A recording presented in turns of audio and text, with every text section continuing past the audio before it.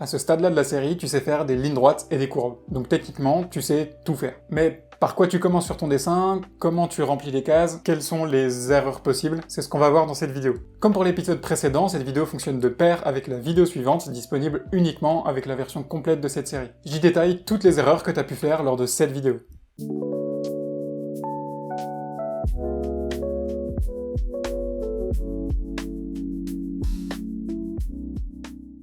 Tu sais maintenant comment utiliser ton pistolet, t'as ton dessin devant toi, mais tu sais pas vraiment comment t'y prendre pour commencer. C'est normal, t'inquiète. Comme souvent, il faut voir ton dessin comme un coloriage. Ça veut dire que théoriquement, peu importe par où tu commences, l'important c'est que ça soit rempli de couleurs à la fin. Maintenant, dans la pratique, on développe quelques préférences quand même. Déjà, dans mes ateliers, je fais toujours commencer les gens par la tâche la plus simple pour les mettre en jambe. Quand je dis simple, ça veut pas dire la plus petite. D'ailleurs, plus une tâche est petite, plus elle est complexe. Ça veut dire que si t'as un rond, un ovale, un carré sur ton dessin, je te conseille de commencer par ça. Si t'as choisi de commencer par le dessin que je t'ai proposé, tu vas démarrer par le soleil. Ensuite, en général, je commence par ce qui est à l'intérieur du dessin pour aller vers l'extérieur. J'essaie de combiner ça avec le fait de tufter chaque même couleur d'un coup. Autre chose, mais j'y reviendrai dans la vidéo suivante, si j'ai des tout petits détails, je termine pas par ça, j'essaie de les faire dès que possible. Tu sais donc dans quel ordre remplir les différentes tâches de ton dessin, mais faut que je t'explique comment remplir une tâche.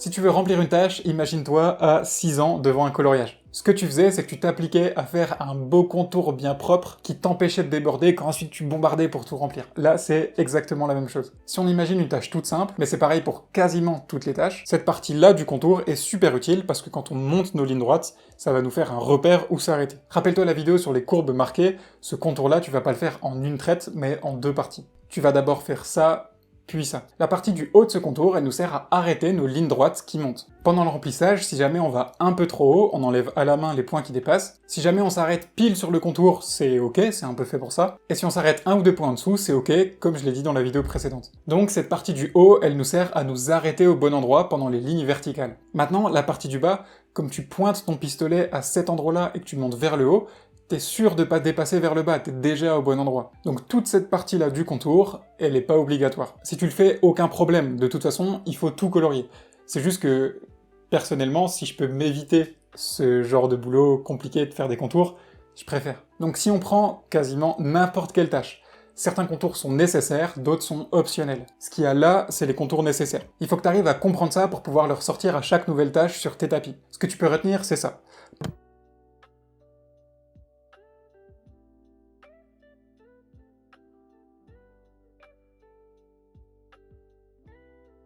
Une fois que tu connais les contours dont tu as besoin, t'as plus qu'à les faire. Une fois que les contours nécessaires sont faits, il te reste plus que du remplissage, donc des lignes droites verticales. T'as vraiment plus que ça partout sur ta tâche. Pour commencer ton remplissage, tu peux commencer à droite, à gauche, au milieu, peu importe, et tu dois coller tes lignes comme t'as appris à le faire à l'étape précédente. Rappelle-toi, l'idéal est que sur ton tapis, toutes les lignes soient faites de la même manière. Mon petit tip, si t'as plusieurs tâches à remplir de la même couleur, c'est de faire tous les contours nécessaires d'un coup, comme ça t'es bien concentré là-dessus, et ensuite c'est fait, t'as plus que le remplissage. Si jamais pendant le remplissage, à un moment, t'as du mal à arrêter tes lignes au bon endroit, tu vois que c'est un peu plus compliqué, c'est peut-être que t'as oublié de faire le trait de contour nécessaire. Ça arrive assez souvent pendant mes ateliers. De toute façon, pendant tes premières tâches, tu vas sûrement être un peu en difficulté pour finir tes lignes pile au bon endroit.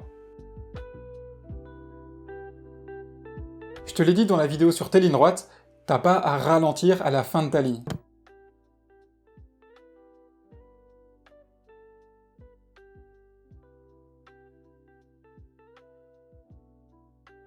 Sur les premières lignes que tu fais, t'auras sûrement l'impression de t'arrêter pile au bon endroit, et quand t'enlèves le pistolet, tu te rends compte qu'en fait t'es à peine trop bas. C'est normal, il faut comprendre que ton dernier point de laine, il est un cran en dessous de là où finit l'aiguille. Donc si tu finis ta ligne avec ton aiguille pile sur ton trait de contour et que tu l'enlèves, le dernier point de laine sera un cran en dessous. Pendant l'emplissage, tu vas être amené à te poser d'autres questions, et ça il faut éviter. Est-ce que je comblerai pas cet endroit? Est-ce que là il manque pas un point? Est-ce que là mes lignes elles sont pas trop collées ou trop espacées? Toutes ces questions-là, ne te les pose pas pendant ta tâche, mais une fois qu'elle est finie. Déjà parce que ça te soulagera un peu la tête, donc tu pourras rester concentré. Ensuite parce qu'y répondre pendant ta tâche est peut-être pas forcément la meilleure chose à faire. À chaque ligne que tu rajoutes, ta toile bouge, tes lignes aussi, donc attends de voir ce que ça donne une fois ta tâche terminée. Des fois tu crois devoir combler plusieurs espaces, alors que si t'allais à la fin de ta tâche, tu te rendrais compte que c'est pas forcément nécessaire. Le risque c'est même de vouloir combler tous les espaces, et là tu te retrouveras avec une zone beaucoup trop dense. Donc si à un moment une question pop dans ta tête, attends, finis ta tâche, et tu verras à ce moment-là. La mécanique est toujours la même, à chaque ligne, on regarde ce qu'on a fait et on se corrige pour la suivante. Pour chaque tâche, c'est pareil. On l'a fini, ensuite, on la regarde, on la critique et on se corrige. Pour t'auto-critiquer, tu peux faire quelque chose qui n'était pas nécessaire au moment d'apporter une critique à tes lignes, c'est de toucher ce que ça donne au dos de ton cadre. Tu pourras voir si une zone manque de densité ou si un espace se sent ou touché. Et là, tu pourras combler un peu en fonction. Pendant tes premiers tapis, dès que tu vas te mettre à réussir plusieurs lignes, il y a quelque chose qui va pointer le bout de son nez.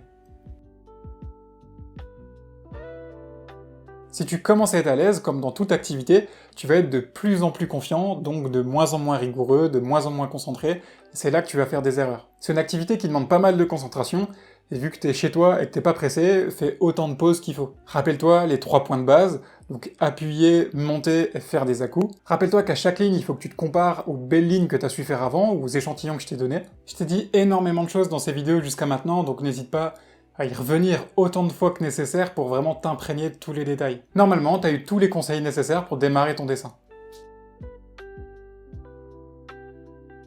Tu sais comment t'y prendre, donc si t'as une tâche simple sur ton dessin, tu peux commencer dès maintenant. Repère les contours nécessaires, fais-les, et remplis ta tâche. Pour ce qui est du contour, t'as toutes les erreurs possibles dans toutes les vidéos dédiées, pareil pour ce qui est du remplissage et de l'espacement de tes lignes. Tu peux remplir toute ta tâche, et là, comme d'habitude, autocritique et correction grâce à la vidéo suivante, où je te détaille toutes les erreurs que tu peux faire pendant le remplissage d'une tâche. Encore une fois, c'est une vidéo dispo dans la version complète de cette série. Avec les conseils de cette vidéo, t'as normalement pu remplir ta première tâche. En regardant la vidéo suivante, t'apprendras à te corriger en fonction de ce que t'as obtenu à cette étape. Si t'as d'autres tâches très simples sur ton tapis et uniquement si elles sont pas en contact les unes avec les autres, tu peux les faire et essayer de progresser à chaque fois. Si par contre la tâche suivante est un peu plus complexe que ce qu'on vient de voir jusqu'à maintenant, ou qu'elle est en contact avec une tâche déjà coloriée, tu vas avoir besoin de l'épisode suivant.